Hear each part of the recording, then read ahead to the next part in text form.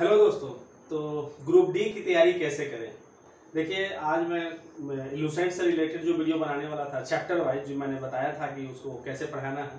तो उससे पहले मैं बता दूं कि बहुत सारे लोगों का कमेंट आया कि सर जैसे आप एनटीपीसी के बारे में बताए हैं उसी तरह से हम लोग ग्रुप डी का भी, क्योंकि ग्रुप डी का एग्जामिनेशन अभी जो है होने वाला है, इसलिए बोला कि ग्रुप डी से रिलेटेड हमको बुक लिस्ट और एक स्ट्रेटजी बताते तो मैं उसी ढंग से अपना काम करता हूँ।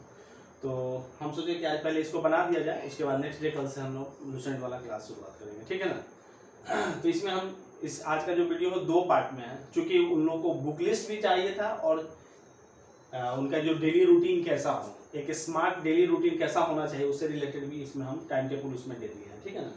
तो सबसे पहले आप बुक लिस्ट की बात करें तो कोई भी एग्जामिनेशन में तो जान ही रहे कि कोई भी तैयारी आप शुरू करते हैं तो सबसे पहले उसका प्रीवियस ईयर आपको पढ़ना चाहिए, मतलब सबसे पहले प्रीवियस ईयर्स।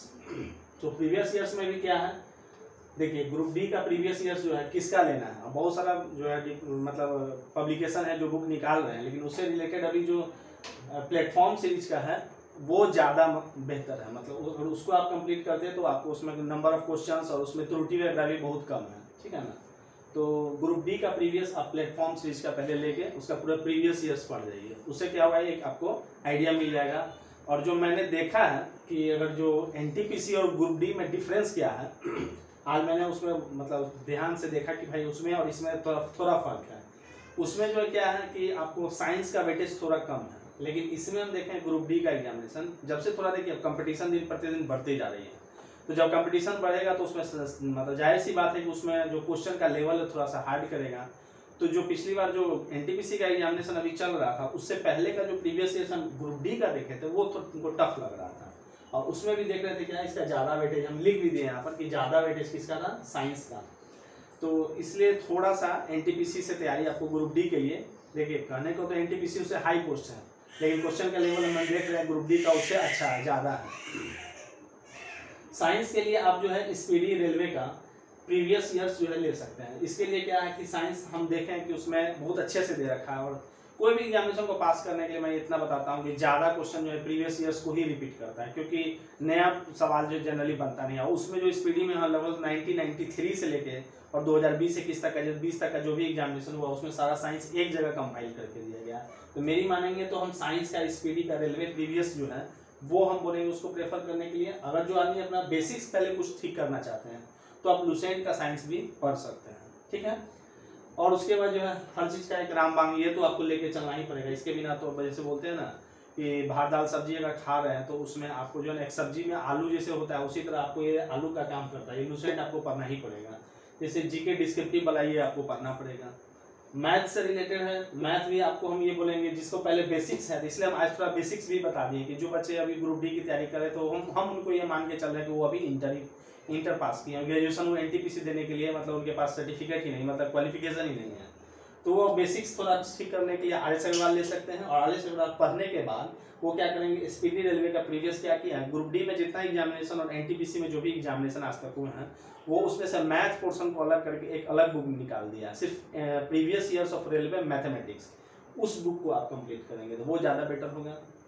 5वें में क्या है, रीजनिंग स्पीडी का। देखिए रीजनिंग तो आप ये बस ये भी पढ़ के आप काम चला सकते हैं, लेकिन अगर हम जो इससे पहले वाले जो वीडियो बताए थे उपकार पब्लिकेशन का वर्बल और नॉन वर्बल, वो दोनों अगर जिसको बेसिक्स करना है तो वो तो पहले बनाना पड़ेगा, नहीं तो रीजनिंग आप सीधा सी जो जैसा क्वेश्चन पूछता है आप जो स्टडी का जो कंपाइल करके एक जगह दिए हुआ है प्रीवियस ईयर्स रेलवे का वो बना लेते तो आपका रीजनिंग का काम कंप्लीट हो जाएगा। फॉर करंट अफेयर्स के लिए फिर वही से बात है, स्पीडी का करंट अफेयर्स ही लेना आपको, क्योंकि आपको कंपाइलेशन पढ़ना है 1 साल का, तो आप एनटीपीसी में पढ़िए तो या ग्रुप डी में पढ़िए तो, क्योंकि अभी जो कैंडिडेट है ये नहीं है कि एनटीपीसी वाले ग्रुप डी नहीं पढ़ते और ग्रुप डी वाले एनटीपीसी दोनों करते हैं तैयारी, बस इसमें थोड़ा बहुत डिफरेंस हो जा रहा है ये साइंस वाला और इसका स्ट्रेटजी। तो ये करंट अफेयर्स के लिए आप स्पीडी का करंट अफेयर्स लेते हैं तो आपको दोनों में काम आ जाएगा।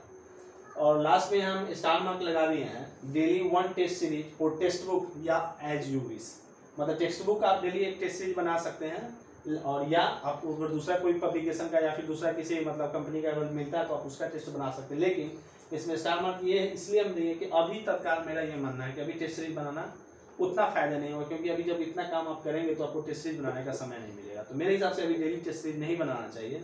अभी कब ये डेली टेस्ट सीरीज बनेगा, आफ्टर मतलब जब एग्जामिनेशन का डेट आ जाएगा आपका, तब आपको जो है ना डेली 1 टेस्ट सीरीज करना चाहिए, ठीक है ना।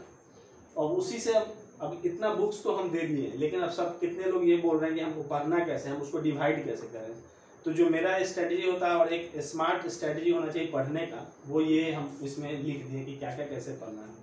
सुबह में अगर आप मॉर्निंग सुबह उठते हैं तो 6:30 और कोई आदमी अगर यहाँ 7, यहाँ 6:30 to 7, या सुबह 7 बजे से भी अगर बैठते हैं या 6:30, इसके लिए 9:30, 3 घंटे का सुबह का जो समय होगा वो फ्रेश मूड होता है, उसमें आप लुसेंट डिस्क्रिप्टिव पढ़ना चाहिए आपके हिसाब से, क्योंकि उस समय प्रेशर किसी प्रकार का मूड एकदम फ्रेश होता है।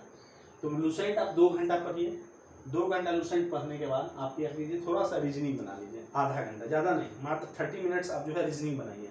तो क्या होगा ना, आपको एक साथ 2 कवर अप हो जाएगा और ज़्यादा प्रेशर भी नहीं होगा। एक जीके आप पढ़ लिए लुसेंट और थोड़ा सा रीजनिंग, कम से कम 10-10, 20-20, बस इससे ज़्यादा भी नहीं बनाने का जरूरत नहीं है। सेकेंड में दोपहर का समय जो होता है, कोई आदमी 11 बजे हम यहाँ लिख दिए हैं, लेकिन हम इसको मान के चल रहे हैं 12 बजे भी अगर कोई बैठते हैं या 11:30 में, तो उस समय 2 घंटे का समय आपको निकालना है।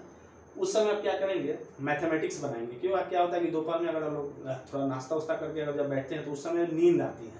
ये मतलब एक प्रैक्टिकल बात हम बता रहे हैं, हम लोग के साथ भी ऐसा होता था। तो उस समय आप पढ़िएगा तो आपको नींद आएगा, तो आप उसको कवर नहीं कर पाएंगे। इसलिए उस समय क्या कीजिए, आप मैथमेटिक्स बनाइए। मैथ बनाने में क्या होगा, आपको सोचना पड़ेगा, और जब आप उस पर सोचेंगे तो आपका नींद ऑटोमेटिक मिल जाएगा। तो उस हिसाब से हम देख रहे हैं साइंटिफिक तौर पर मैथमेटिक्स आपको सुबह दोपहर में बनाना चाहिए। उसके बाद जब मैथ बनाइएगा तो लास्ट में थोड़ा सा करंट पढ़ लीजिए। करंट का भी क्या, देखिए जब तक एग्जामिनेशन का डेट नहीं आ जाता है तब तक आप करंट अफेयर्स थोड़ा थोड़ा 2-2 पन्ना इसको पढ़ते जाइएगा। ये दोनों आपको उस समय कवर हो जाएगा। शाम के समय जब पूरा हम फिर देख लीजिएगा, 3-4 घंटा कुछ नहीं पढ़िए शाम में सीधे बैठिए, शाम में 6 बजे या 6:30 बजे, 6:30 से लेकर 9:30 बजे तक 3 घंटा का जो टाइम होगा उसमें कंप्लीट 2 घंटा साइंस पढ़ना चाहिए। साइंस या फिर स्पीडी का रेलवे प्रीवियस पढ़ लिए या फिर लुसेंट का साइंस, ये दोनों साइंस उस समय आपको शाम में पढ़ना चाहिए। उसको पढ़ने के बाद जब ये तीनों कंप्लीट कर लिए तो प्रीवियस ईयर्स, जो ये ग्रुप डी का मैं प्रीवियस ईयर्स यहाँ लिखा हूँ द प्लेटफॉर्म का, उसका प्रीवियस ईयर्स बना सकते हैं थोड़ा थोड़ा। ये नहीं कि आप 100 सेट का नहीं बनाइए, 50 क्वेश्चन ही बनाइए, वो प्रीवियस ईयर्स बनाइए। और लास्ट में ये after declaring examination date you should take series, हम अभी बता ही दिए हैं। जब इतना कुछ आप पढ़िएगा तो आपको जो है उस समय टेस्ट सीरीज, उस समय आपको जरूरत पड़ेगा। अभी आपको टेस्ट सीरीज की जरूरत उतना मुझे नहीं लग रही है। तो ये एक एग्जैक्ट मतलब बढ़िया, मतलब ग्रुप डी का बोल सकते हैं अच्छा सा मतलब ये बुक लिस्ट है, और इसको आप कवर करते हैं तो हमको लगता है कि आपको ग्रुप डी निकालने में कोई कठिनाई नहीं होगी। और इसके अलावे भी अगर लगता है कि और कुछ आपको मतलब इसके अलावे भी चाहिए, लेकिन मुझे लगता है कि इससे ज़्यादा जरूरत पड़ेगा नहीं। इसके अलावे अगर कुछ हेल्प चाहिएगा तो फिर आप हमको कमेंट कर सकते हैं। और इसको आप क्या रूटीन में आप इसको फॉलो कीजिए। ये रूटीन आपको द बेस्ट रूटीन है, ये इसी को आप फॉलो करें, ज़्यादा बेटर होगा आपके लिए, ठीक है ना। अगर ये वीडियो आपको लग रहा है कि हम अच्छा लगा तो ज़्यादा से ज़्यादा लोगों को भी शेयर कीजिएगा और सब्सक्राइब कर दीजिएगा फॉर मोर वीडियोस। अगर आप इसको हमको फॉलो करते हैं तो मुझे नेक्स्ट जो भी मेरे वीडियो आएंगे आपको सब्सक्राइब करने के बाद सारा आपको वीडियो जो है टाइमिंग से आपको मिलता रहेगा, ठीक है। Thank you.